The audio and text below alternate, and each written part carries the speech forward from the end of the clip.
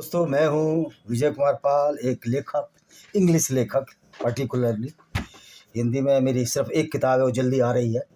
तो आज जैसा कि हम मनुस्मृति की उन बातों का खंडन करते हैं जो बातें विज्ञान विरुद्ध हैं, जो मानवता की दृष्टि पर खरी नहीं उतरती। जिस प्रकार 1000 लीटर घी में अगर एक बूंद जहर की मिला दी जाए, वो घी खाने लग नहीं होता। इसी प्रकार अगर दूध 1000 या 10,000 लीटर में 2 बूंद जहर की मिला दी जाए तो भी वो खाने योग्य नहीं होता, अन्यथा वो हानि प्रदान करता है। उसी प्रकार मनुस्मृति भी एक ऐसी किताब है, इसमें बहुत सारी चीज़ें हों, लेकिन जब ये ऊंच नीच और ब्रह्मा के मुख से ब्राह्मण पैदा करती है तो ये पागलपन है, इसके सिवा कुछ नहीं। तो आज तीसरा अध्याय शुरू करते हैं। पर तिर्ज शब्दाक्यम चर्ये गुरु त्रिवेदिकम वृतम तद चिंकम पादिकम वा गृहणानित्यमेवं वा वेदान बोते चेदो वा वेदम वापि यथा क्रममु विलिप्तुम ब्रह्मचार्य गृहस्थ आश्रम समाविशेषत। गुरुकुल में ऋग्वेद, यजुर्वेद, सामवेद, तीनों वेद 36 वर्ष पर्यंत अर्थात 18 वर्ष पर्यंत या 9 वर्ष पर्यंत पढ़े, अथवा जितने काल में पढ़ने की सकते उतने काल तक पढ़ें। ब्रह्मचर्य रखें, क्रम से तीनों वेदों और 2 वेद अथवा एक ही प्रकार ब्रह्मचर्य खंडित न करके गृह आश्रम में प्रवेश करें।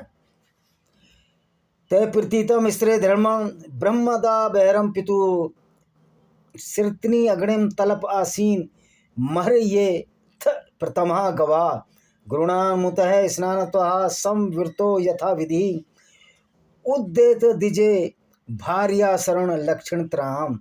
अपने धर्म के अनुसार पिता आचार्य से वेद रूपी दाय भाग लाते हुए लौट कर आवे और उस माला से अलंकृत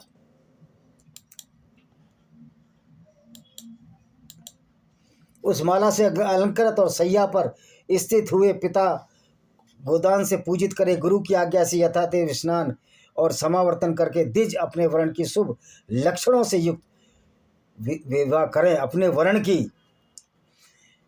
अस्य पियंडा च मातुर से गोप्ता च पिता सा प्रस्ता दिज्ञानाना दार कर्माणी मैथुने महानतयपि सर्वधानी गाजा विघन धानत स्त्री संबद्धे 10 स्नानी कुलानी परिवर्ज्यतम।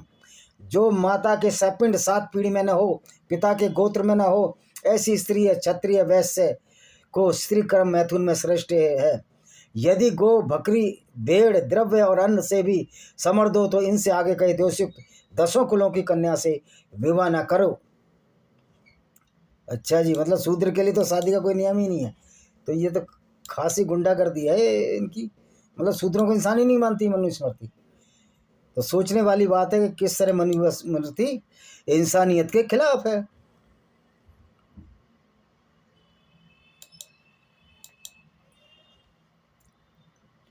हीन क्रिय निपुरुषम निर्छंदो रोम सार समा छया मया वैसपिना ऋषिव तिरुकुष्टि कुलानी च नो देहे कपिला कन्या नाधिकानी न रोगिणामी नालेमिका नाति नेमा ने वाचाटा न पिंगलताम। ये कुल हैं हीन क्रिय, जात कर्म रहित, पुरुष रहित, वेद पाठ रहित, बहुत बड़े वालों वाला, बावार्ची युक्त, 6 व्याधि युक्त, मंदाग्नि, मिर्गी, श्वेत कुष्ठी और गलित कुष्ठी, इन 10 कुलों को छोड़ देवे। कपिल रंग वाली, अधिक अंग वाली, रोगिणी, अधिक अंग वाली मतलब मजबूत, जिसके बिना चाल वाली, बहुत बालों वाली, कठोर बोलने वाली कंपनी प्रिया से विवाह न करें। तो आदमी भी तो ऐसे ही होते हैं। तो आदमी और औरत भी तो मना कर सकती है, तो औरतों को ही क्यों गिराया गया हर जगह। नक्षत्र वृक्ष नदीनामनि नानत्य पर्वताम नामिकाम ने पच हिप्रे ध्यान नामिनी नच भीषणा कामिकाम अव्ययंगा ही सौम्यनानमी हस वारण गमनीम तनुलोम केश दसना मृदंगी मुद्र हे स्त्रियम नयन विरक्ष नदी अत्यज पहाड़ पक्षी सरप शूद्र बताओ आदि नामों और भयंकर नामों वाली से भी ना करें। अरे भाई, वृक्ष नदी के नाम पर तो बहुत सारे नाम हैं। नर्मदा नाम मिल जाएंगे आपको, गंगा नाम मिल जाएंगे। मेरी माँ का ही नाम गंगा है, मेरी नानी का नाम जमुना है। तो क्या मतलब है? तो हमारे दादा ने, हमारे पिताजी ने गलती कर दी मतलब तुम्हारी मनुस्मृति पढ़ते? अरे ना, सुंदर अंग वाली, अच्छे नाम वाली, हंस और गज के सतत समन वाली, पतले रोमांचों वालों दांतों और कोमल शरीर वाले से विवाह करें। स्त्री का बलिष्ठ होना है।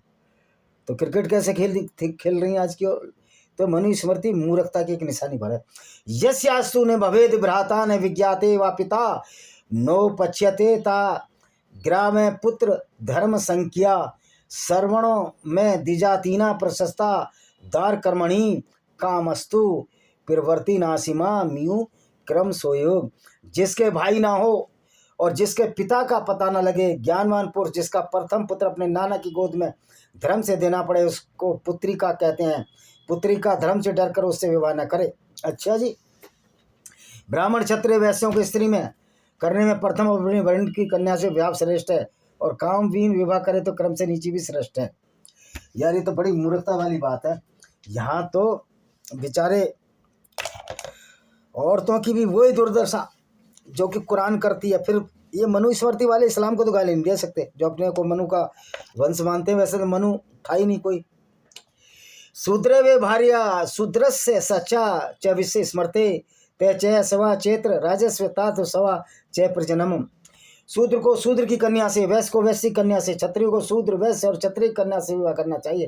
क्षत्रिय को किससे?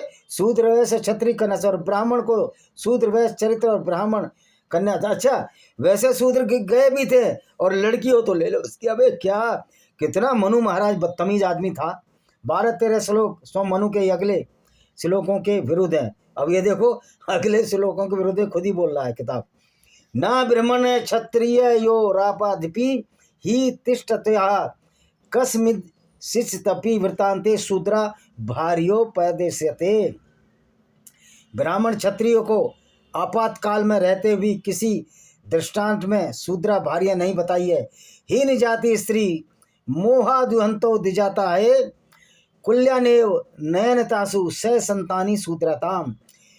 सूर्यवेदी पत्यत्रेतु थय मनस्य च सोनक्स्य सुदोपच्या तद पतंत्या भृगो। ब्राह्मण क्षत्रिय वैश्य मौवस अपने वर्ण से हीन वर्णन स्त्री से विवाह न करें, और संतान समान अपने कुल को क्या शूद्रता को प्राप्त होते हैं। शूद्र से विवाह करने से पतित होता है। यह अत्रि और उत्ते पुत्र का मान है। सूद से संतान उत्पन्न होने से पतित होता है, यह रौनक का मत है। और संतान के सतित होने से पति है। भृगु का स्पष्ट है कि यह श्लोक मनु का नहीं है। अरे जिसका भी है साले का पागल का ही तो है ना, वो गधे का है किसी का।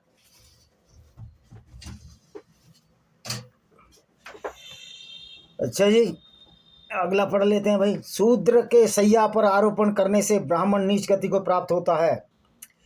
शूद्र के सैया पर, शूद्रा के, अच्छा, और वहाँ कह रहा है कि शूद्र की कन्या से विवाह कर लो। और उसके संतान उत्पन्न करने से ब्राह्मण से हीन हो जाता है। और जिस ब्राह्मण ने शूद्र स्त्री के प्रधान से होम श्राद्ध अतिथि भोजन कराना चाहा है, उसका पितृ संगक देव संगक पुरुष ग्रहण नहीं करते और पुरुष सड़क को प्राप्त नहीं होता। इसलिए मनुस्मृति जलाई जाती है, और ठीक जलाई जिसने भी जलाई। कम से कम ये श्लोक तो जलाने लायक है।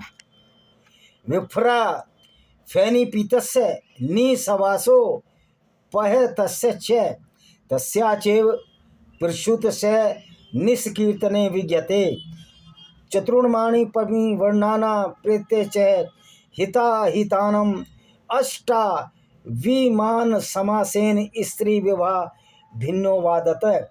शूद्र के मुख चुम्बन करने वाले पुरुष की और उसके मुंह की भाप लगने से उस पुरुष और उससे उत्पन्न संतान की शुद्धि नहीं होती। अच्छा, चुम्बन करने से क्या वीर्य खराब हो जाता है किसी का? अगर मजबूत है कोई आदमी जिसमें कोई दोष नहीं है, ताकतवर है, तो उससे क्या दिक्कत है? तो यहाँ ब्राह्मण चाहे टीबी का मरीज हो, चारों वर्णों के परलोक श्लोक से अच्छे बुरे 8 प्रकार के विवाह के संबंधों में सुने। ब्राह्मो देवस्त वार्पा प्रजापतये तथा सुरा गांधर्वो राक्षसेव 50 जन्मष्ट अधमा ये योशो धर्मे वनसी गुणदोषो च यस्य यो तद सर्व पृक्षमामी प्रसवे च गुणगुणान। ब्राह्म 1, देव 2, आर्य 3, प्रजापत 4, असुर 5, गंधर्व 6, राक्षस 7 और 8वां 50 अति नंदित है। जो विवाह जिस वर्ण का योग्य है, जो गुणदोष मिलते हैं, सो तुमसे कहता हूँ, संतान के गुणदोष भी कहता हूँ। अबे मूर्ख, जिसने भी मनुस्मृति लिखी हुई है, अरे आजकल तो डीएनए के हिसाब से होता है भाई, ब्लड ग्रुप मिलाए जाते हैं, ब्लड ग्रुप डीएनए से मालूम होता है। सडानुपूर्वच्या विप्रस्य क्षत्रेम चतुर्रोगान विद्या सूत्रिया उन्नस्तुताने विद्या धर्मान राक्षस ज्ञानम चतुरे ब्राह्मणस्या दहा प्रशांत कवयो बिंदु राक्षस क्षत्रिय से कुमारसम वैश्य शूद्रम। अब ये कहता है 24 है, ब्राह्मण को क्रम से वाद देव आर्य प्रजापुत्र आसुर गंधर्व 6 विजा धर्म है, वो गंधर्व भी विवाह कर सकता है, मतलब लव मैरिज करेगा। क्षत्रिय को आर्य प्रजा और आसुर गंधर्व 4 विवाह श्रेष्ठ हैं, और वैश्य और शूद्र को चारों ही विवाह धर्म संबंधी है, पर किसी का भी राक्षस विवाह योग्य नहीं। ब्राह्मण को ब्राह्मण देव आर्य प्रजापत पहले 4 विजा उत्तम है, क्षत्रिय को राक्षस विवाह श्रेष्ठ है, और वैश्य शूद्र को एक आसुर विवाह उत्पन्न है। अच्छा जी, ये तो साइंस की भी माँ बहन कर दी इसने मनुस्मृति ने। तो पंचाना तो त्रिय धर्मिया देव धर्मिया स्मृतिया भी है, 50 सवरासुरम न कर्तव्यो कदाचनम पृथ्वगा मिश्रो व विवाहो पूर्व चेदितो गांधर्वो राक्षस वे धर्यो दर्शत्र से तो स्थितो। 5 विवाह में से 3 धर्म संबंधी और 2 अधर्म संबंधी हैं। 50 और आसुर कभी करने योग्य नहीं है। पहले कहे हुए नारे मिले और गंधर्व और राक्षस विवाह क्षत्रियों के घन संबंधी कहे हैं। सब लोग प्रक्षिप्त क्यों? अच्छा जी, अब ये अपनी बकवास चाटने लगा। अब मैं असली मनुस्मृति को इसको यह मैं आज यहीं ख़त्म करता हूँ। देखो कितने हमने श्लोक पढ़े इसकी हमें। अच्छा, ये हमने 26 श्लोक पढ़े हैं। कल हम मनुस्मृति की मूर्खतापूर्ण का फिर अध्ययन करेंगे 27वें से 3य पाठ से। वंदे मातरम। जय हिंद। आपका दिन